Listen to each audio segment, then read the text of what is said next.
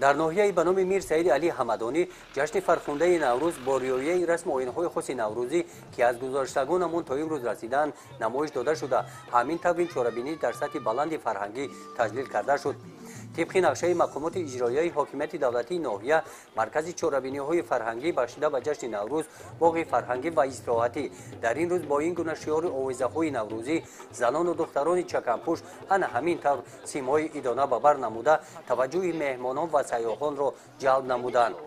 در نمایش هنرهای مردمی جماعت شهرک و جماعت‌های دهات فعالانه اشتراک نموده محصول کارهای دستی هنرمندان را به معرض تماشا گذاشتند.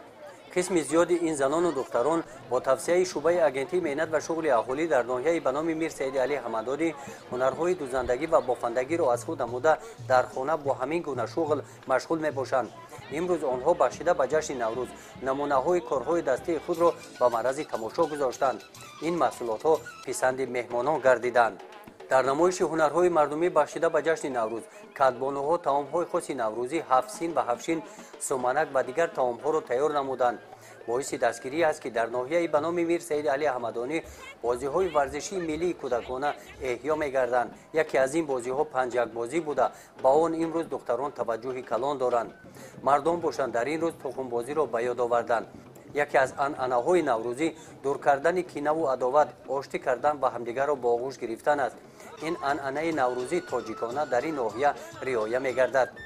رئیس ناحیه به نام میر سعید علی حمدانی همچنین نماینده حکومت جمهوری تاجیکستان دیرکتور کارخانه واحد دولتی راه آهن جمهوری تاجیکستان با محصول کارهای دستی هنرمندان از نزدیک شناس گردیده برای پیشرفت این ساحه به هنرمندان مصلحت‌های مفید دادند. در این روز با مقصد دستگیری گروه‌های آسیب‌پذیر اهالی از نام مقامات اجرایی حاکمیت دولتی ناحیه به 30 نفر یتیمان کل تحفه و مکافات‌های پولی تقدیم کرده شدند. در قسمت رسمی چاره‌بینی بخشیده به جشن عید نوروز رئیس ناحیه به نام میر سعید علی حمدانی ساکنان ناحیه را تبریک نموده ذکر نمودند که در دوران استقلالیت دولتی آیین و جشن‌های ملی و ارزش‌های فرهنگی که در دوام عصرها یگانگی معنوی مردم را حفظ می‌کردند از قبیل نوروز احیا گردیدند. در برآمد نماینده حکومت جمهوری تاجیکستان قید گردید که با پیشنهاد پرزیدنت جمهوری تاجیکستان نوروز مقام بین المللی را گرفت. نوروز به فهرست میراث غیر مادی یونسکو وارد گردید.